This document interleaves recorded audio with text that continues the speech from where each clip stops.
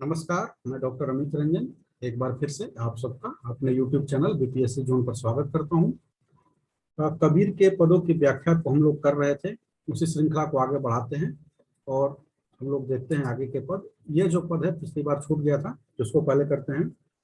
अब तो ही जान न देहु राम पियारे, ज्यों भावे त्यों होहु हमारे। बहुत दिनन के बिछुरे हरि पाए, भाग बड़े घरी बैठे आए। चरणनि लागी करो बरियारी, प्रेम प्रीति राखो उरझाई। इत मन मंदिर रहो नित चोखै, कहे कबीर करहूं मत धोखै। कबीर जो है इसमें क्या कह रहे हैं कि अब तो ही जान न देहूं राम प्यारे, यानी कि इसमें भी जो है आत्मा और परमात्मा के मिलन का वर्णन है, उसके अद्वैत का वर्णन है। आत्मा परमात्मा का मिलन हो रहा है, उसका वर्णन किया गया है। और कबीर कह रहे हैं कि हे प्रिय राम, मैं अब तुम्हें जाने नहीं दूंगी। अब तुम मेरे जीवन में आ गए हो, अब मैं तुम्हें वापस नहीं जाने दूंगी। ज्यों भावे त्यों हो हमारे। और तुम्हें जैसे भी पसंद है, तुम्हें जैसे भी अच्छा लगे, तुम मेरे साथ रहो, लेकिन मेरे ही साथ रहो। बहुत दिनन के बिछड़े हरि पाए। कबीर कह रहे हैं, या पर आत्मा कह रही है कि बहुत दिनन के बिछड़े, यानी हमारा और आपका जो वियोग है, बहुत दिनों का हो गया था यह वियोग, और बहुत दिनों के बाद मैंने आपको पाया है। और इस प्रकार चूंकि मैंने आपको बहुत दिनों के बाद पाया है, इसलिए क्या है, मुझे परमानंद की अनुभूति हो रही है। भाग बड़े घरी बैठे आए, और मैं अत्यंत सौभाग्यशालिनी हूँ कि मेरे घर बैठे बैठे ही आप आ गए, यानी कि आपको पाने के लिए मुझे योग जुगति इत्यादि नहीं लगाना पड़ा। सहज समाधि से ही आप मुझे सहज रूप से प्राप्त हो गए हैं।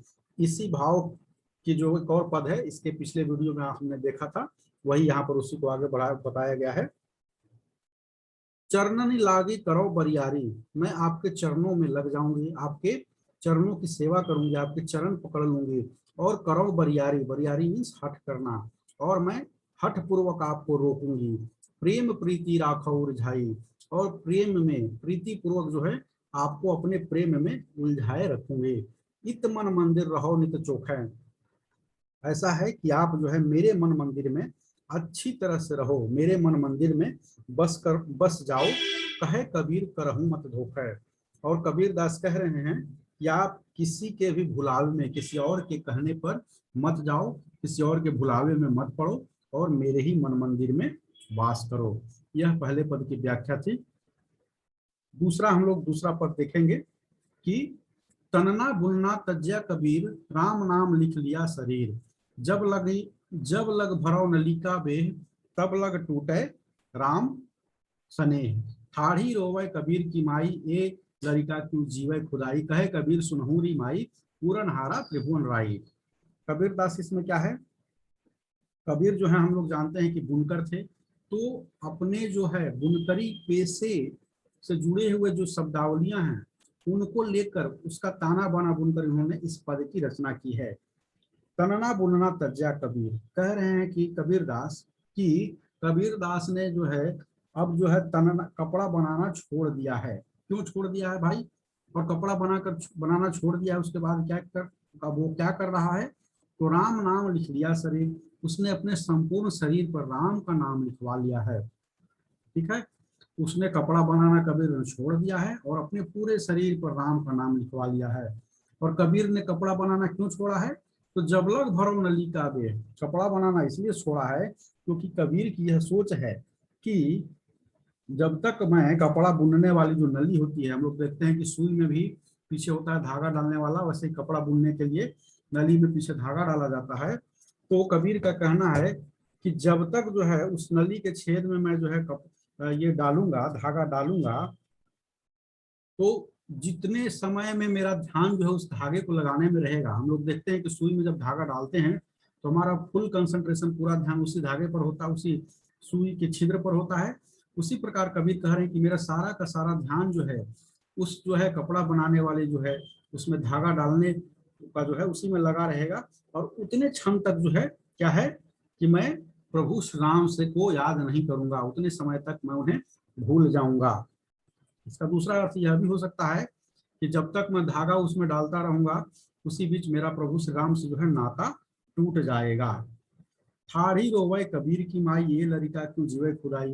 कबीर को ऐसा करता देखकर उसकी माता जो है, कबीर की माता क्या है, खड़ी खड़ी उसको देखकर रो रही हैं और कह रही हैं कि ये भगवान, ये बच्चा कैसे जिएगा, यह कैसा लड़का जिंदा रहेगा। कहे कबीर सुनहु री माई। कबीर दास अपनी माता को ऐसा करते हुए देखकर, यानी उनकी माता जो उनको देखकर रो रही थी, उनको ऐसा करते देख कबीर अपनी माँ को समझा रहे हैं कि हे माँ सुनो, पूरन हारा त्रिभुवन राय। ठीक है, हे माँ, तीनों लोगों का राजा जो है परम पिता परमेश्वर श्री राम, वो जो है वही सबकी इच्छा को पूरी करता है, वही सभी के अभावों को दूर करता है, अतः तुम व्यर्थ में मत रोवो। आगे का हम लोग देखते हैं, यह बहुत ही प्रसिद्ध पद है, इसको ध्यान से देखिएगा। चलन चलन सबको कहत है, कहीं कहीं को ई या को, हाँ कोई मिलता है यहाँ पर ब्रैकेट, को के बाद ही ब्रैकेट में, चलन चलन सब कोई कहत है, ना जाने जानो वैकुंठ कहाँ है, जो जन एक प्रमिति नहीं जाने, बातन ही वैकुंठ बखाने, जब लग है वैकुंठ की आशा, तब लग नहीं हरिचरण निवासा, कहे सुने कैसे पतियाई, जब लग तहाँ आप नहीं जाई, कहे कबीर बहु कहिए काही, साध संगति वैकुंठ ही आई। कबीर दास में कहते हैं चलन चलन सबको कहत हैं। ठीक है, इसमें क्या है, स्वर्ग नरक इत्यादि की जो कल्पना की गई है, उसका इसमें कबीर दास ने क्या किया है, उसका खंडन किया है। स्वर्ग नरक इत्यादि जो है इसको कहते हैं कि यह सब क्या है, यह सब भ्रम है, मिथ्या है। ठीक है, चलन चलन सबको कहते हैं, सब कोई चलने चलने की बात कहता है। ठीक है, कि चलो मरने के बाद वहां स्वर्ग मिलेगा, सभी कोई चलने की बात कहते हैं, लेकिन किसी को नहीं पता है कि वह वैकुंठ या स्वर्ग जो है वह कहाँ है, जहां जाने की बात सभी करते हैं। ठीक है, योजन एक प्रमिति नहीं जाने, एक योजन यानी कि कुछ कोस, योजन जो है दूरी मापने की पहले की इकाई हुआ करती थी। आप रामायण जो सीरियल था उसमें भी आपने देखा होगा कि समुद्र की जो दूरी बताई गई थी भारत से लंका के बीच, वो 100 योजन बताई गई थी। तो एक योजन में होता है 8 मील। तो योजन एक प्रमिति नहीं जाने, इसमें कबीर दास कह रहे हैं कि 8 मील या एक योजन के भीतर जो है क्या होने वाला है उसके परिणाम को तो पता नहीं है, यानी कि इस धरती के बारे में तो पता नहीं, अपने आसपास के बारे में तो पता नहीं है, लेकिन बातें इतनी बड़ी बड़ी करते हैं और वैकुंठ का बखान करते हैं। ठीक है, यानी जो चीज हम देख रहे हैं अपनी आंखों से उसके बारे में तो सही से हम लोग जो है नहीं जानते हैं, उसके बारे में सही से वर्णन नहीं कर पाते हैं, लेकिन ऐसे लोग जो हैं उस अगम अगोचर जिसको कभी देखा ही नहीं है उस वैकुंठ के बारे में ऐसे वर्णन करते हैं मानो वहां से घूम कर आ गए हों। ठीक है, आगे कबीर कहते हैं जब लग है वैकुंठ की आशा, तब लग नहीं हरि चरण निवासा। कह रहे हैं कबीर कि जब तक वैकुंठ की आस लिए रहोगे, यानी कि क्या, वैकुंठ की आस में श्री राम का भजन करोगे, ठीक है, किसी भी आशा इच्छा तृष्णा के वशीभूत होकर, और यहाँ वैकुंठ है, स्वर्ग की प्राप्ति के वशी की भावना से वशीभूत होकर जो है उसी में अपना मन लगाए रखोगे, तब तक क्या होगा, हरि के चरणों में निवास नहीं होगा, यानी ईश्वर के चरणों में तुम्हारी लगन नहीं लगी जाएगी। कहे सुने कैसे पतियाई, जब लग तहाँ आप नहीं जाई।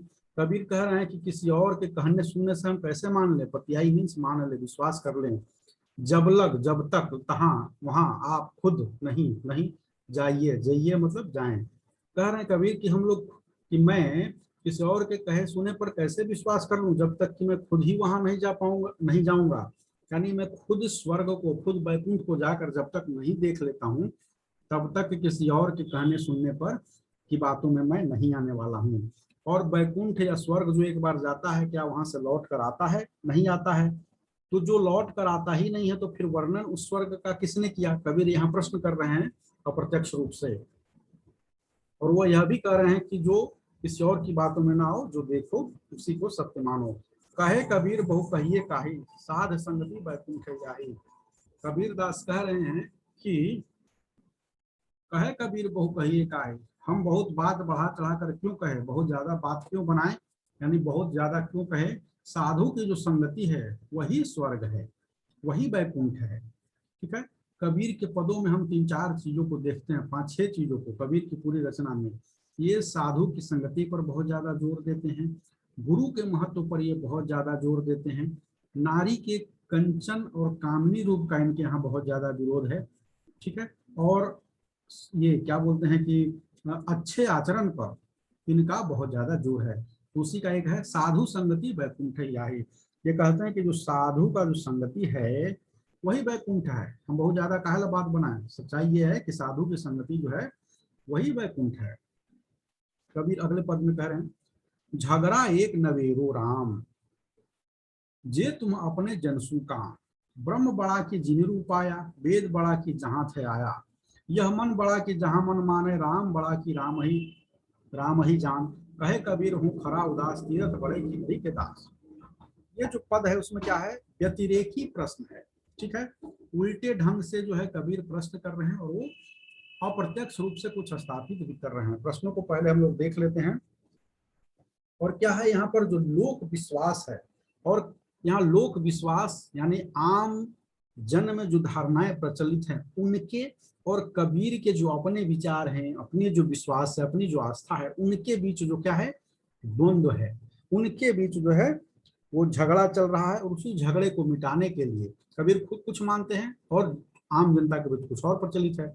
उसी झगड़े को मिटाने के लिए प्रभु श्री राम से कबीर प्रार्थना करते हुए कहते हैं, झगड़ा एक नवेरो राम। नवेरो मतलब निपटाओ, हे राम मेरा एक झगड़ा जरा दूर करो तो।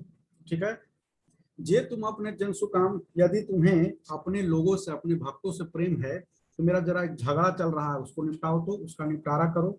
ठीक है, और झगड़ा क्या है, ब्रह्म बड़ा की जिन रूपाया, कह रहे हैं कि कौन बड़ा है जरा बताओ तो। ब्रह्म बड़ा है कि जिसने ब्रह्म को उत्पन्न किया अर्थात ब्रह्मा, ब्रह्म बड़ा है कि जिसने उसे उत्पन्न किया अर्थात ब्रह्मा, इन दोनों में कौन बड़ा है। वेद बड़ा की जहां से आया, वेद ज्यादा बड़ा है या वेद का जो मूल तत्व है वह बड़ा है। यह मन बड़ा, यानी यह मन बड़ा, यह जो मेरा मन है या लोगों का जो मन है, जो कहीं लगा हुआ जो मन है, नियंत्रित मन है, ठीक है, वह ज्यादा बड़ा है कि जहां मन मन माने। यह मन बड़ा कि जहां मन माने, यह जो कहीं नियंत्रित मन है वह ज्यादा बड़ा है कि अनियंत्रित मन बड़ा है, यानी कि इधर उधर विषय वासनाओं में भटकता हुआ मन बड़ा है, या वह मन बड़ा है जो कि अनुशासित है। राम बड़ा कि राम ही जान। ठीक है, राम बड़े हैं या राम के मर्म को जानने वाले, राम के नाम को जानने वाले बड़े हैं। इन दोनों में कौन बड़ा है जरा बताओ तो। और कबीरदास संत में क्या कहते हैं कि कहे कबीर हूँ खरा उदास, कबीरदास कह रहे हैं कि मैं उदास खड़ा हूँ और सोच रहा हूँ कि तीर्थ बड़े, यह जो तीर्थ है वो बड़े हैं या हरि के दास, श्री राम के, प्रभु के, परमात्मा के जो दास हैं ये बड़े हैं। तो ये इसकी व्याख्या हुई। और इसमें क्या है कि ब्रह्म और ब्रह्मा, वेद और वेद के मूल तत्व को जानने वाले, ठीक है, इनमें कौन बड़ा है, इन पर विवाद किया है। और अन्योक्ति के माध्यम से वो क्या कह रहे हैं कि राम से ज्यादा बड़ा राम का नाम है। ठीक है, अनियंत्रित मन से ज्यादा बड़ा नियंत्रित मन है। ठीक है, तीर्थ इत्यादि से ज्यादा बड़ा क्या है, तीर्थ इत्यादि से ज्यादा क्या बोलते हैं, वो हरि के दास हैं, वो तीर्थ इत्यादि से ज्यादा बड़े हैं। अगला हम लोग देखेंगे, कैसे होइगा मिलावा, कैसे होइगा मिलावा हरिसना, रेतु विषय विकार न तजी मना, रेते जोग जुगति जान्या नहीं, तय गुरु का शब्द मान्या नहीं, गंदी देह देही देख न फूलिए, संसार देख न भूलिए, कहे कबीर राम मम बहुगुनी, हरि भगति बिना दुख फुन फुनी। कबीरदास यहाँ क्या कह रहे हैं, इस पद में विषय विकार एवं भक्ति, विषय जो है वासना और भक्ति के क्या है, उसके जो विपरीत संबंध है, आग और पानी का जो संबंध है, वासना और भक्ति के बीच आग और पानी का जो संबंध है, यानी एक रहेगा तो दूसरा नहीं रहेगा, उसके विपरीत संबंधों की यहाँ विवेचना की गई है। और विवेचना करते हुए तो कभी क्या कहते हैं, कबीरदास क्या कहते हैं, कैसे होएगा मिलावा हरिसना, कैसे हरि के साथ, प्रभु के साथ, ईश्वर के साथ मिलन होगा, ईश्वर से तुम्हारा मिलन कैसे होगा। रेतु विषय विकार न तजी मना, हे मन तूने तो विषय विकार को तजा ही नहीं, उसको त्याग ही नहीं किया, तो फिर बताओ तुम्हारा ईश्वर से मिलन कैसे होगा। ठीक है, रेत है जोग जुगती जानिया नहीं, तूने योग की युक्तियां तो जानी ही नहीं। ठीक है, योग को तुम जानते नहीं हो, तय गुरु का शब्द मान्या नहीं, और तुम गुरु के शब्द को मानते नहीं हो, गुरु के ज्ञान को तुम जान नहीं रहे हो। यानी कि न तुम योगपंथी हो, योग का मार्ग न तो तुमने अपनाया है, न ज्ञान का मार्ग अपनाया है। तो बताओ तो भला तुम्हारा ईश्वर से मिलन होगा तो होगा कैसे? संसार दे, हाँ, गंदी देह देखी न भूलिए, संसार देखी न भूलिए।